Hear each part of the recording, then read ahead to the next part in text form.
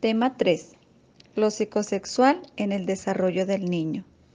Teorías psicoanalíticas de la adaptación al medio social y el desarrollo de la personalidad. Personalidad.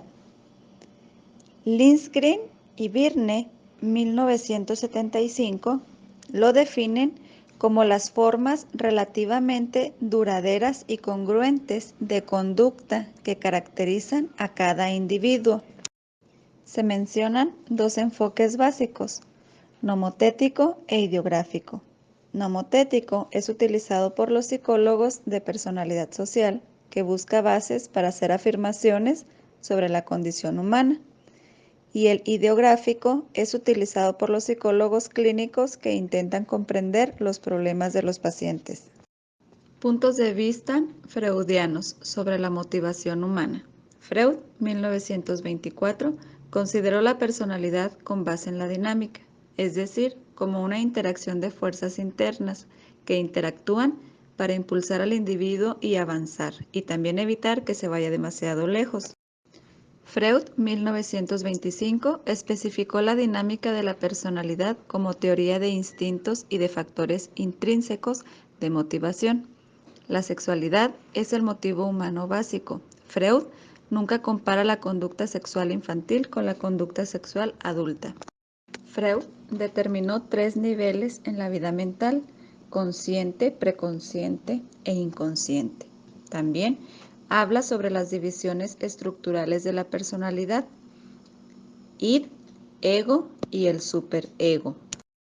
El ego comprende una conciencia del yo, opera a través del pensamiento realista. El superego actúa como medio de control importante. Anna Freud sostenía que cada niño utilizaba su ego para defenderse de la ansiedad de una manera característica. La represión es uno de los principales mecanismos de defensa del ego. Las etapas del desarrollo psicosexual: oral, anal, fálica, genital. Características de las etapas: oral, su satisfacción es por la boca. Anal, está relacionada con la eliminación. Fálica, en los varones está marcada por el Edipo, es apego con la madre, y en las niñas, Electra. Genital, se finaliza con la pubertad, la adolescencia y el principio de la vida adulta. Adaptación al medio social, interna y externa. 2 tipos de explicación para los cambios que tienen lugar en la conducta de los niños a medida que se convierten en miembros de la sociedad.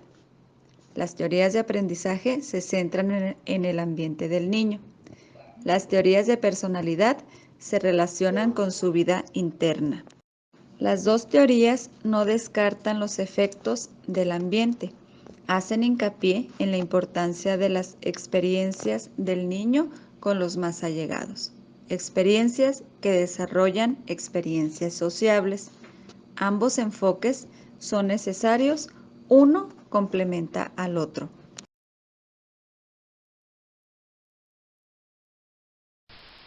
Perspectivas en la personalidad de la primera infancia, teoría psicosexual y psicosocial. Al hablar de la personalidad de la primera infancia, se hace referencia primeramente a la etapa fálica, en la cual los niños están influidos por un vínculo sexual a su madre y las niñas a su padre. Esta etapa está relacionada con el complejo de Edipo y el complejo de Electra. En lo que respecta a la etapa del superyo, el niño se identifica con el padre del mismo sexo. En la primera infancia es rígido, pero con la madurez se vuelve más realista y flexible.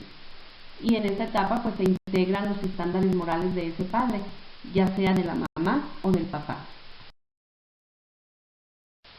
Evaluación de las teorías psicosexuales y psicosociales.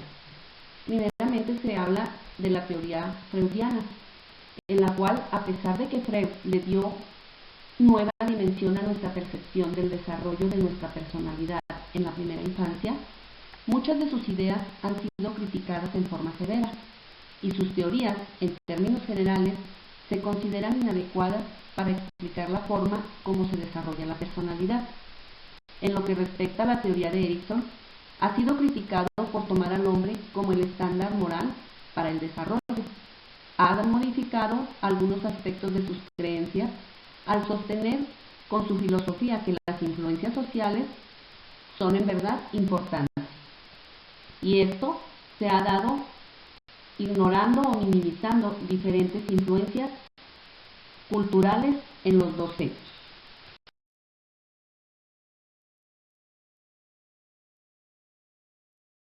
En lo que respecta a las emociones y actitudes, se hace referencia primeramente a la identificación, la cual es vista como la consecuencia de observar e imitar un modelo. A través de este proceso, el niño adopta las características, creencias, actitudes y comportamientos de otra persona o grupo. En la identidad sexual hace referencia a los valores que los niños asimilan de la sociedad, es decir, ejerce influencia en los papeles de género y el comportamiento de los hombres y las mujeres. Se mencionan también las diferencias sexuales, las cuales son diferencias biológicas reales presentadas en los sexos. La diferencia de género es la diferencia psicológica entre los sexos. Al hablar de los papeles de género, se refiere a los comportamientos y actitudes que una cultura considera apropiados para los hombres y para las mujeres, en la cual se espera que las mujeres críen a los niños, que sean sumisas y dependientes, y los hombres dominantes, agresivos, activos, independientes y competitivos. En este sentido, varían las actitudes o los papeles de género de una cultura a otra. En la identidad de género es el conocimiento del sexo propio y del sexo de otros. Se relaciona con cómo vivimos y sentimos nuestro cuerpo desde la experiencia personal y cómo lo llevamos al ámbito público, es decir, con el resto de las personas. Al hablar de las teorías que explican el desarrollo de la identidad sexual en diferentes formas, se menciona primeramente la teoría psicoanalítica. Dentro de esta teoría, los niños emergen del periodo fálico con un sentido firme de su masculinidad o su feminidad, y la forma como resuelven la crisis del complejo de Edipo o de Electra, mencionados anteriormente, determina el grado de adaptación a su género. Se menciona que esta teoría es difícil de probar y no es común entre los psicólogos investigadores. Posteriormente se habla de la teoría del aprendizaje social. Esta implica que la tipificación del género se aprende mediante la imitación de modelos y que puede ser modificada si los modelos cambian su comportamiento o su actitud. Esta teoría también ha sido difícil de probar. Enseguida se menciona la teoría del desarrollo cognitivo. Dentro de esta teoría se habla del concepto del niño como agente principal de su propia socialización del género, pero la continuidad del género normalmente se adquiere entre los 5 y los 7 años. Finalmente se habla de la teoría de esquemas de género. En esta teoría, los niños se adaptan a su papel de género en el medio social al desarrollar un concepto de lo que significa ser hombre o mujer. Anna Freud, en su aportación del psicoanálisis, nos menciona 3 peligros que amenazan al maestro en su práctica y nos responde a algunas preguntas. Nos menciona dentro de los peligros que amenazan la práctica del maestro, el trabajar solo con un grupo de edad, porque esto favorece que se descuide el hecho de que cada edad es un estadio de transición en el proceso de la niñez. El segundo peligro es el trabajar con una proximidad demasiado estrecha con los niños, porque se corre el riesgo de verlos fuera de proporción y se puede ver atrapados por la vida de los niños. El tercer y último peligro es el de ligarse tanto al niño como para pensar que éste le pertenece, lo que provoca sufrimiento al momento de la separación y que vaya endureciendo su personalidad como un mecanismo de defensa. Desde esta perspectiva, ¿se tornan impersonales las relaciones con los niños? Freud nos dice que no, que de este modo todos y cada uno de los niños se convierten en una figura de verdadero interés para la maestra, porque si la maestra ve en el niño algo que le recuerda a su propia niñez, va a querer protegerlo y ayudarlo. Pero si el niño le recuerda algo que la amenaza o la amenazó en su niñez, su actitud hacia él será distinta. Este es precisamente el peligro del enfoque personal, porque va a influir en el trato y la atención que la maestra le dé a los niños. ¿Qué hacer con el niño que padece carencias emocionales? Tratarlo en su justa dimensión. Es decir, la actitud de un niño hacia su madre es exigente, basada en sus deseos instintivos. En cambio, la actitud hacia la maestra es de disposición de un intercambio de dar y recibir. Si como maestras desempeñamos el rol de madres, obtenemos del niño la exigencia de atención y afecto y el deseo de librarse de todos los demás niños de la clase. Pero ¿debe la maestra mostrarle afecto a los niños? Debe responder con calidez suficiente como para satisfacer al niño, pero sin comprometerse.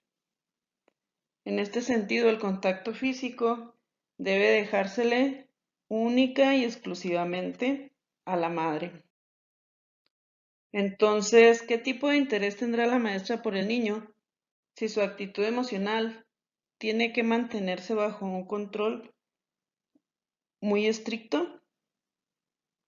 La maestra deberá considerar a cada niño en función de la estructura de su personalidad.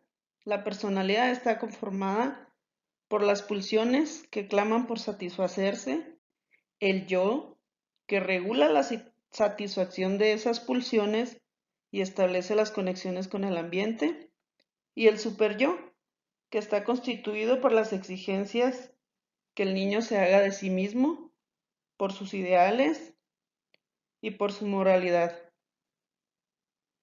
La comprensión de la estructura de la personalidad ayudará a los maestros a no tratar del mismo modo a los niños de diferentes edades. ¿En qué medida son visibles las pulsiones del niño aún en la escuela primaria? En la guía, los juegos orales como la succión de los dedos, en el interés por deposiciones y micciones, las fantasías, la masturbación, la agresividad, la jactancia y la curiosidad. La curiosidad es una de las funciones tempranas que la maestra de escuela primaria puede utilizar plenamente. Gracias.